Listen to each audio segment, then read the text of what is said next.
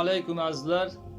Hozirgi aytib beradigan voqeamiz shu hayotda sodir bo'lgan voqealardan biri. Bu voqea Arab o'lkalarining birida sodir bo'lgan ekan.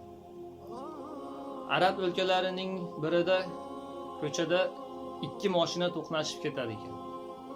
Biri yengil mashina bo'lib, ikkinchisi esa yengil yuk tashuvchi mashina bo'ladi. Yengil mashinaning egasi saudiyalik bo'lib, yuk tashuvchi mashinaning egasi esa sudanlik kishi ekan. Bu to'qnashuv natijasida aytarli ikki mashinaga ham uncha zarar yetmagan edi. Lekin saudiyalik kishi mashinadan jahl bilan tushdi-da, hatto undan o'tgan bo'lsa ham haligi sudanlik kishini haqoratlab, la'natlab, so'kib, yoniga keldida zarba bilan yuziga bir tarsaki tushirib yubordi. Bu zarbaning kuchliligidan boyagi sudanlik kishining ko'zlari chiqib ketay dedi. Sudanlik kishi esa hech nima qila olmadi. Va u shunday dedi: "Men ishimni Allohga topshirdim. Alloh o'zi senga kifoya bo'lsin. Agar dedi, men seni haqqingda xato qilgan bo'lsam, Alloh o'zi meni hisob-kitob qilsin. Agar sen dedi, menga zulm qilgan bo'lsang, Alloh kechiktirmasdan qasosini olsin" dedi. Endi bu voqeani sudanlik kishini o'zidan eshitamiz. U shunday hikoya qilib beradi. O'sha kuni deydi, mashinamga o'tirib ketar ekanman, ichimdan bir olov yonar edi. Qayta hasbiyalloh, hasbiyalloh, Alloh menga kifoya deb ketardim. Oradan bir necha kun o'tgach, men mashinam bilan mol bozorga bordim. Bir chetga mashinamni qo'yib qo'ydim deydi. Va turganimda bir kishi oldimga kelib, "Ana bu mashina siznikimi?" "Ha, meniki." "Hatto ikkita qo'yim bor edi.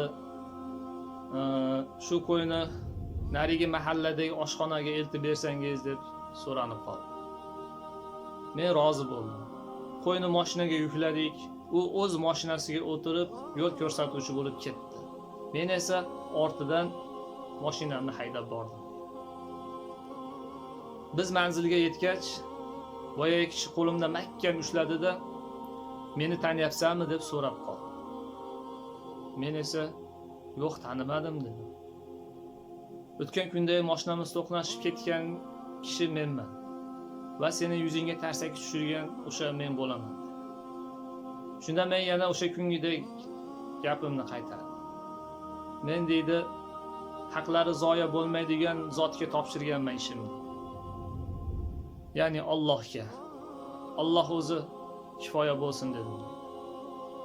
Shunda boyagi kishi ko'zida yosh bilan menga aytdiki, "O'sha kuni deydi, meni militsiyaga yozib yoki sudga yozib berganingda yaxshi bo'lar edi.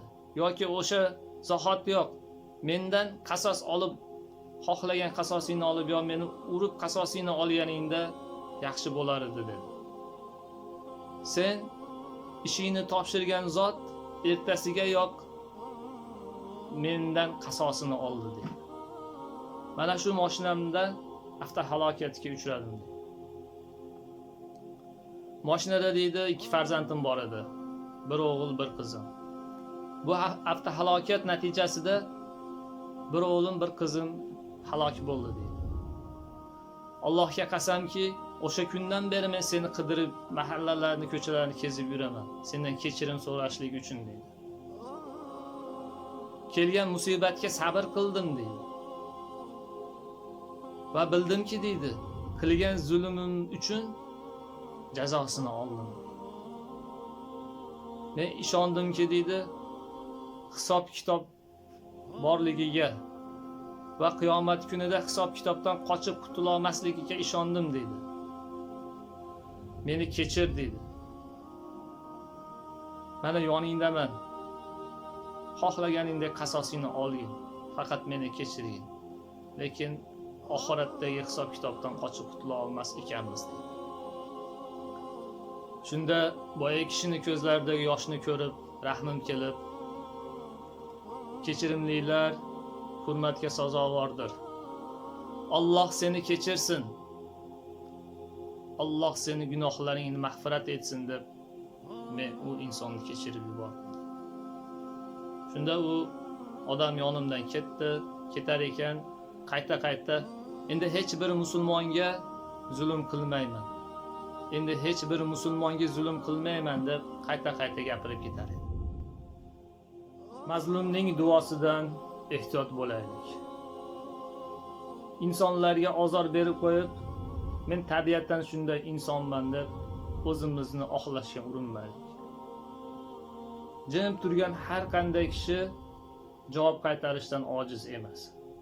Shunday insonlar bo'ladiki, qalbi og'riyotganligi agar gapirsa, bu og'riq boshqalarga ta'sir qilmasligi uchun jim turadi.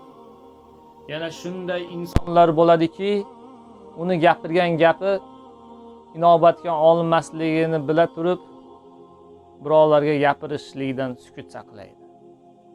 Yana shunday insonlar bo'ladiki, g'azablangan holda, jahli chiqib turgan holda boshqalarga ozor berib qo'yishlikdan yoki boshqalarga zarar berib qo'yishlikdan ehtiyotkorlik bo'lib sukut saqlaydi. Shunday ekan, agar biz birovlarga zulm qilib qo'ygan bo'lsak, biror insonga tuhmat qilib qo'ygan bo'lsak, birovning dilini og'ritib qo'ygan bo'lsak, kelinglar, kechirim so'rab qo'yaylik. Mazlumning duosi albatta ijobat bo'ladi. Birovga zulm qilib qo'yishlikdan juda ehtiyot bo'laylik. Yana o'zimizga savol berib ko'raylik. Men birontasini dilini og'ritib qo'ydimmi? Birontasiga zulm qildimmi? Bironta insonni ko'ngliga qattiq gaplar gapirib qo'ymadimmikin? deylik. Va insonlarga zulm qilishlikdan juda ehtiyot bo'laylik. Alloh taolo hammalarimizni gunohlarimizni kechirsin. Odamlarga zulm qilib qo'yishlikdan Alloh o'zi saqlasin. Tuhmat qilib qo'yishlikdan o'zi saqlasin. Agar biron bir insonga tuhmat qilib qo'ygan bo'lsak, zulm qilib qo'ygan bo'lsak, Alloh uchun kechirim so'raymiz. Allohga omonatsizlar. Assalomu alaykum va rahmatullohi va barakatuh.